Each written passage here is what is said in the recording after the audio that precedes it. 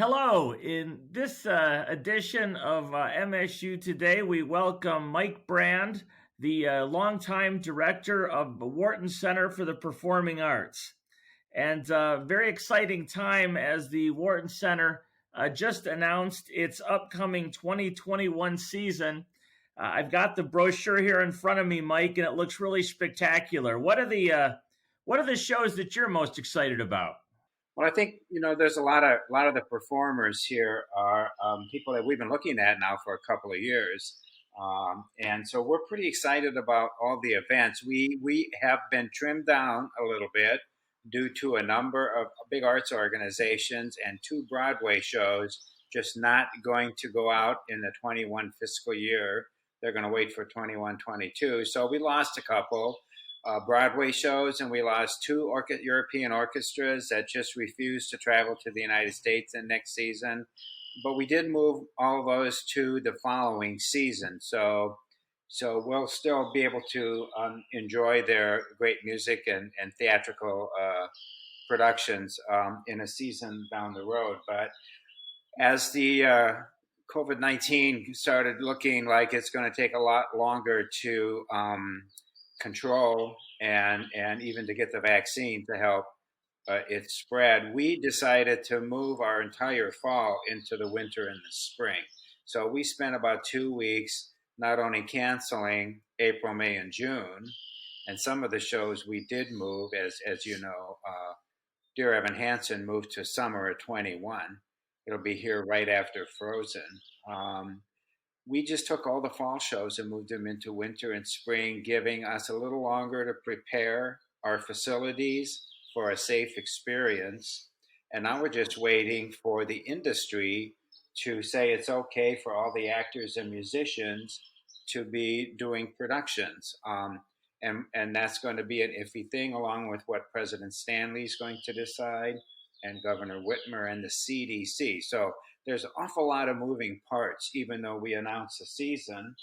But we're getting a great response, Bill, where subscriptions are coming in and our donations. People really want to make sure the Wharton Center is here after the COVID-19 experience has ended. So we feel pretty good about the community support.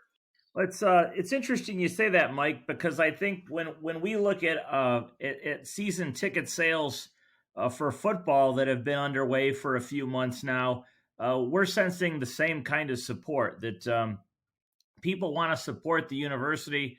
They're excited to get back. I mean, obviously, everybody wants to be safe, and we want them to be safe and healthy.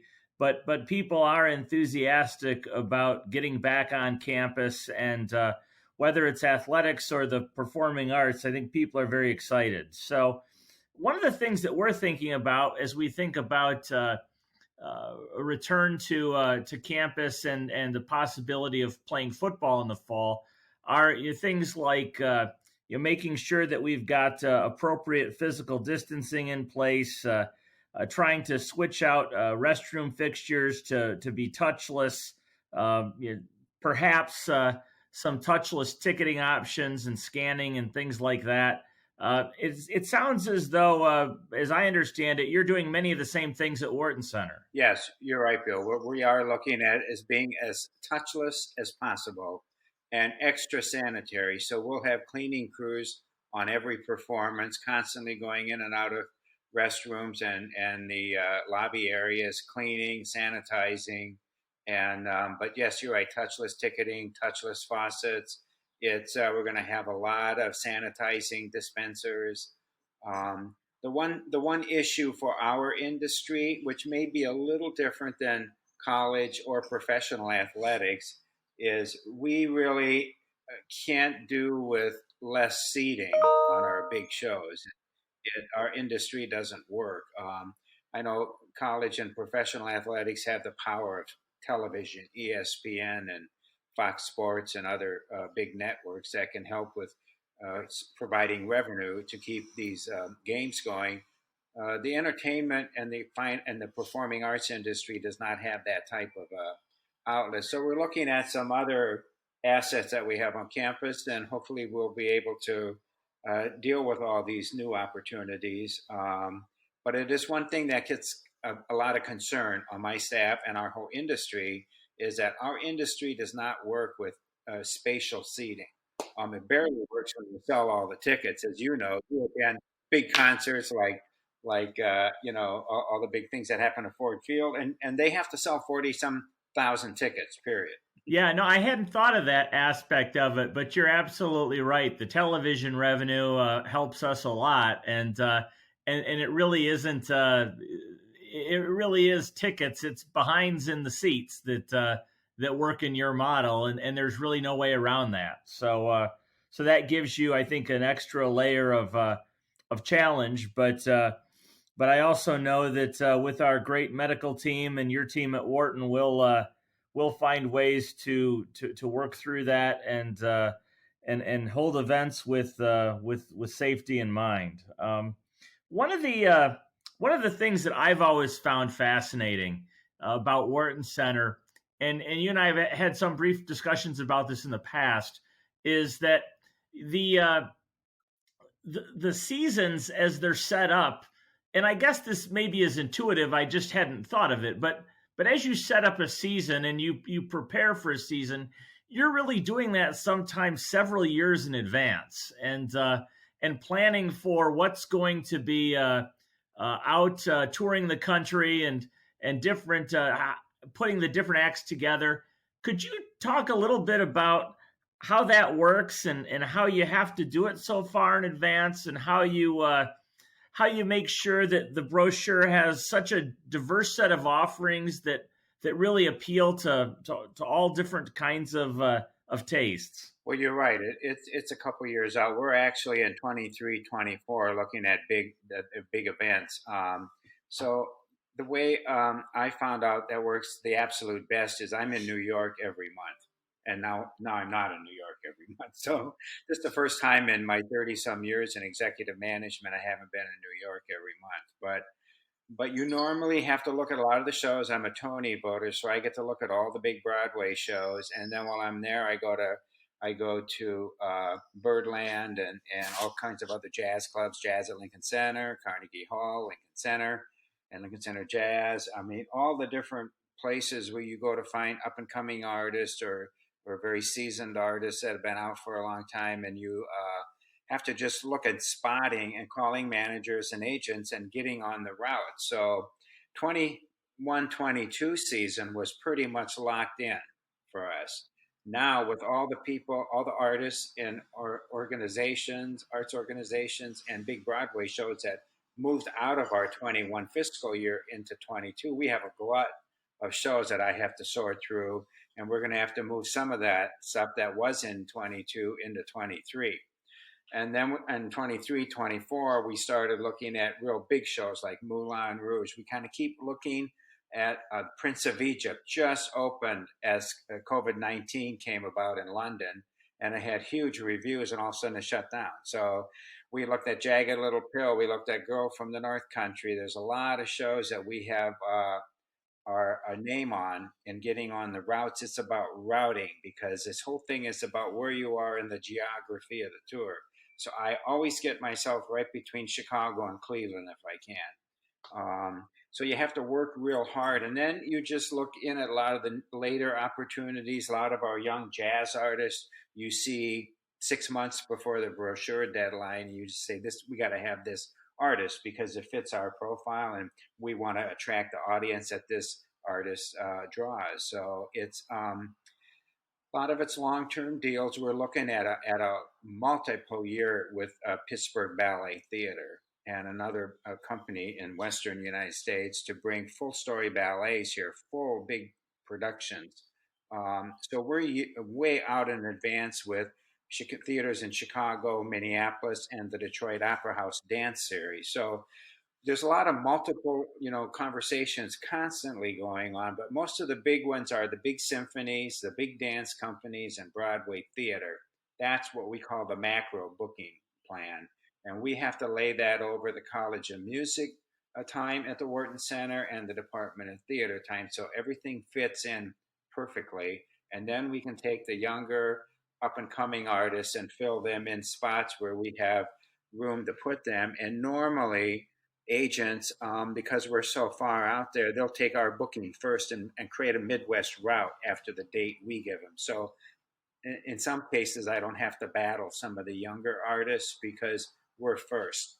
And then they decide to go to Ann Arbor, Chicago, Detroit, go to Grand Rapids, they go to Milwaukee, Madison. They'll route it around where Wharton Center has the date. So that's how the puzzle goes. It's kind of like when you're out, you have your scouts out looking at players. You're looking at high school kids probably when they're freshmen and following them through 4 years and watching how they develop. We do the same as your scouts do when we're out looking for artists. Yeah, it's always been fascinating to me, and I learned this in my largely in my prior role working with the board and the president. But every now and again, we'd see statistics about live theater and live theater across the United States and on college campuses. And I can't cite chapter and verse sitting here at the moment, but it was always amazing to me how Wharton Center had some of the largest crowds, the largest percentage of seats filled across the country. And I think that sometimes it's so easy to take for granted the gems and jewels that are right in your own backyard, but certainly we need to pinch ourselves that we're so blessed to have Wharton Center and the many activities that take place there. Mike, many of your shows, there's the Broadway series and other subscription series that people can purchase, and many do. If somebody buys a subscription and a show is canceled or there's an outbreak in our community and people don't feel comfortable going, I assume there are provisions in place to address how they could deal with that. Yeah, our marketing and development office have already dealt with subscribers that don't feel good. Some of our subscribers said, we want to make sure the Wharton Center's there when this is over. So we're going to contribute our donation, but we are not going to be buying tickets this year. And we keep them in the same spot where they have been for many years. So that's one of the opportunities. If you buy tickets to a show and they cancel, you either can contribute the money or move it in the next season, or we can refund it on all, depending on what kind of a situation we have. We'd like people to let us know a few days before the show. So we're looking at other options, which we don't want to announce, to hopefully bring some of this into your home too. But so we're trying to look at maybe a new way of marketing and enjoying the performing arts. I don't know if athletics is looking at all these different options. You already are in people's homes and in their TVs and their boats, because you see college sports all over the marinas all throughout Michigan all fall. But I think our industry is going to have to start looking up and becoming more out of the theater experience too. But we are looking at the customers, our patrons, our donors, the households that kept us going for almost 40 years now, and trying to recreate all the rules and regulations that were accumulated over these years and kind of breaking them down into a comfort zone that people will stick with us. And if they don't feel like it's a safe environment, then we will move their money to another place or refund it. So, Mike, as one of the things I'm very proud of is my service as a member of the board of directors of the MSU Federal Credit Union. And I'm proud of that service because I think the credit union is one of the organizations in our community that really leads by example in giving back and puts literally millions of dollars back into the community each year. And one of the credit union's more significant projects, and one that I think is really interesting, but that our listeners may not be as familiar with, is the programming we do for young people. And the Broadway series is sponsored by the credit union. Obviously, that gets a lot of fanfare, but there's a lot of not quite maybe behind the scenes, but programming that occurs for middle school students, high school students that introduce them to the performing arts and that encourage participation in the arts. Can you tell us a little bit about that? Well, yeah, the Wharton Center's Institute for Arts and Creativity had its beginning from a substantial grant from the MSU Federal Credit Union. So thanks again for that, Bill. We're all over the state, and now we have kids coming to Michigan State University for our Sutton Foster High School Musical Awards, for the summer boot camp, for the Shakespeare Festival, the Stratford Shakespeare Immersion Project, Young Playwrights Festival, and it took our institute, I think, 3-4 weeks to be entirely virtual. So we have programs constantly that are streaming. They're in our social media and they are included on our website, including our whole summer 2-week Broadway, what we call our Broadway Boot Camp, Take It From the Top summer program, all virtual. So we're looking at some substantial stars are going to be doing work in mentoring our young middle school and high school kids, students this summer. So we are probably never going to leave the virtual programming again. That'll always be there. And when we can do things in person, it'll grow. It'll grow back to where it was. But we've been at capacity for students from all over the state for the last 5 years. Well, and Mike, that's one of the things that I think people don't appreciate about the gift that you are to our community, with your longstanding time in this role and your experience in New York City and around the country in the performing arts.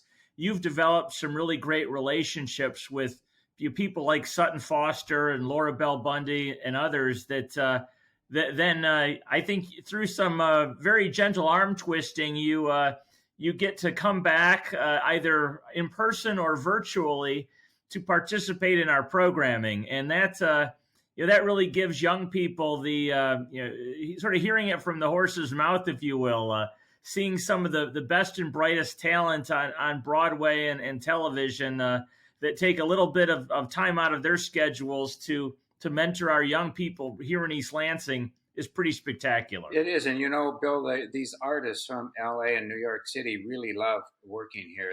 They love our community. They love the kids here. They love being on the campus of Michigan State University. And it's just going to continue and grow. So thanks for your comments. We do appreciate it. And the other thing about our institute is along with all these people from New York City and Los Angeles, we have our faculty that join them, about 5 or 6 of our faculty from the College of Arts and Letters Department of Theater that are major players in all these programs, the Sutton Foster Awards, Take It From the Top. And so our faculty get to see the best kids from all over Michigan come here during elementary, middle, and high school. And there have been quite a few of them that have been recruited to come to college here. So Mike, I will end our time today with a little bit of a curveball question. But as you think back on your time at Wharton Center and all the people that have crossed over the stage, and I'm always fascinated to be in the green room and see the pictures of so many people that from all kinds of the performing arts that have crossed our stage here in East Lansing. Can you think of 1 or 2 or 3 that were your most favorite over the years? I think 2 people stand out simply because they really love talking with young people and ask if they could do that. One was Laura Bell Bundy, of course. She called me. I was at a bar in Puerto Rico, actually, at a conference, and she was coming here to do a concert and said, do you mind if I stay for an extra couple of days? I'd like to do some teaching. It won't cost anything. I just like doing this. And that was very impressionable for me. And the other one is actually Itzhak Perlman, the artist you mentioned. He did a recital, I think, about 4 years ago. And the rules were there's nobody to see him after he's tired and he's going to go back to the hotel. And he was sitting backstage, and I stuck my head in and I just said, Mr. Perlman, there's like 20 some college string players who'd like to say hi. Do you mind if we go quickly and bring them back. He said, no, no, bring them back, bring them back. And then, you know what he did for every one of them? He took selfie photos for another half hour with them, each one. And he talked to them and he actually listened to them. You know, and I thought, this is an incredible guy who had a huge, ugly travel experience and sat there for another hour at least, and did all this stuff with these young college kids. It was really impressive. I thought, this is a great artist. Yeah, that's a very special person, and but as I discover, that's really so much of the nature and culture of Wharton Center and of the folks that pass through our doors. So, Mike, I can't thank you enough for joining us today, helping our listeners learn a little bit more about the behind the scenes of the Wharton Center, the excitement of the upcoming season, and plans for the future. So we will thank you very much and look forward to talking again soon. Okay, thanks, Bill. Have a good week. You too. Take care.